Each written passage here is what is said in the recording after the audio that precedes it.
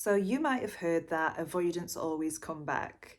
But is this true? And more importantly, should you care?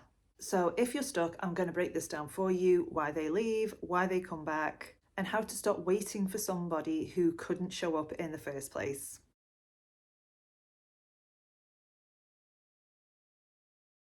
Hi, I'm Amy, and welcome to my channel. I'm a certified attachment style coach. I help anxious attachers break the cycle of avoidant partners so that they can heal and find their own self-worth. So if you're ready to break this cycle, hit subscribe and let's get into it. So why do avoidants leave relationships in the first place? So the hard truth is that avoidants don't leave because there's a problem with you. It's not because you did anything wrong. It's their own fear of intimacy and commitment. So when the relationship starts to grow and when the feelings start to grow, so this triggers the avoidance fight and flight response. So in other words, their attachment style is triggered.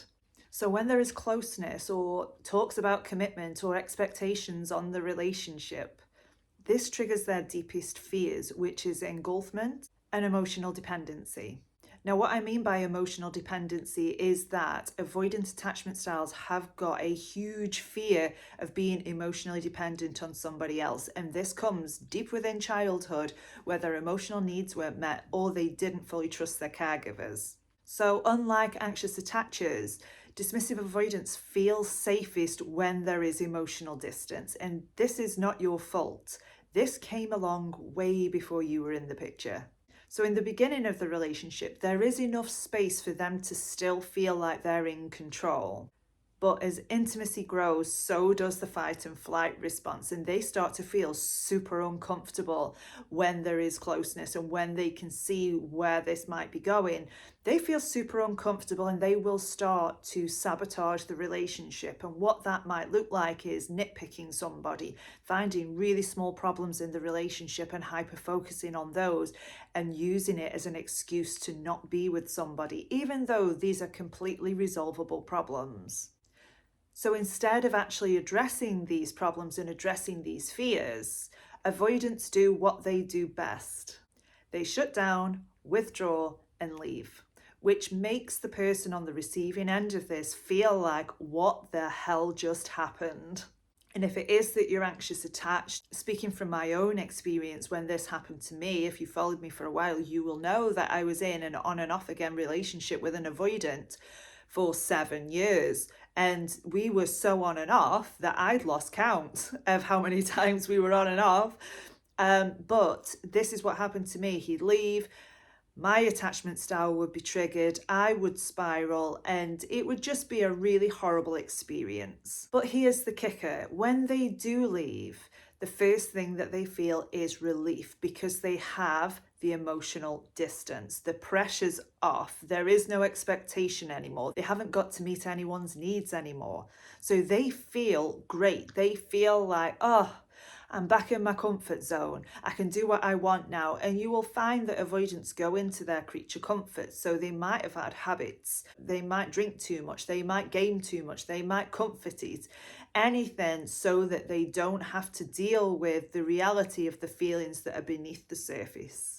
They will convince themselves that they've made the right choice. They'll convince themselves that their feelings weren't that deep anyway, and that they're better off alone. I'm so much better off without this person. I feel so much less pressure now I'm not with this person. But it doesn't last. So let's move on to why the avoidant might return. Why do they come back? Well, the first reason is that the emotional suppression has worn off. So they can't numb themselves anymore and they are being faced with the heavy feelings of ending the relationship. And I've researched, and having spoken to my avoidant ex about this several times in the relationship, avoidants out of all of the attachment styles have the hardest time dealing with breakups because they're not typically good at processing their emotions. They'll suppress them. But as we know, you can only suppress something for so long. It's going to come out one way or another. When they can't suppress it anymore, all they're left with is the feelings of the relationship ending. And at this point, they will start to see all the love that you gave them, all the care, all the safety that they had in the relationship. And suddenly they miss it. They feel nostalgic towards it. They start to see you in a really good light. So that's just one reason why they might return. The second reason they might return is because they expect you to still be there. They expect the door to still be open. They'll assume that you'll be waiting there to welcome them back with open arms. And partly because they've conditioned you to chase them. They've conditioned you to prove your love and to make them feel safe. And the third reason is that they're lonely and their rebound hasn't worked out. Because let's be honest, many avoidants do jump into rebound relationships. And I experienced this twice with my ex. He even told me that this happened because he couldn't get over me. So that shows that avoidants, when they are faced with the reality of you not being there, they really will go into these dysfunctional patterns that they've always had to try and numb the pain and numb the emotion. But ultimately, they haven't healed. They haven't done any inner work. So that relationship ends exactly the same as every other relationship they've had has ended. But suddenly they remember you and they remember the stability that you provided to them. But they're not coming back because they've changed. They're coming back because they don't want to be alone. So, should you take an avoidant partner back?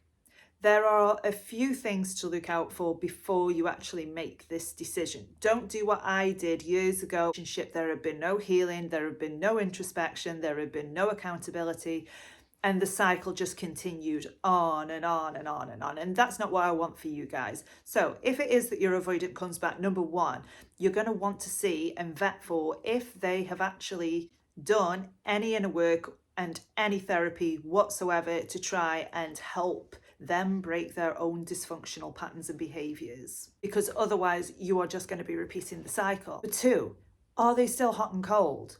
Are you still getting breadcrumbs? Are they being more consistent? Be really honest with yourself. Are you actually wanting them as they're showing up right now?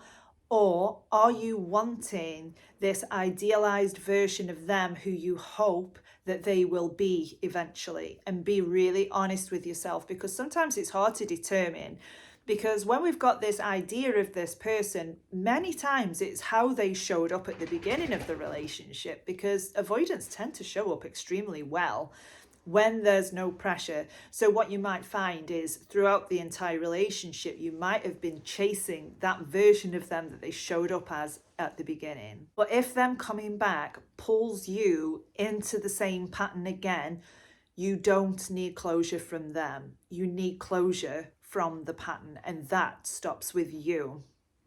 Only you can break this pattern. Only you can choose yourself over this pattern. Here's the truth. Many avoidants come back. Most of my clients who have had avoidant partners have heard from their ex at some point, but most don't change. And I know this is really unsatisfying, but I just don't want you to get into the same situation as I did, hoping that somebody will change when they're not changing.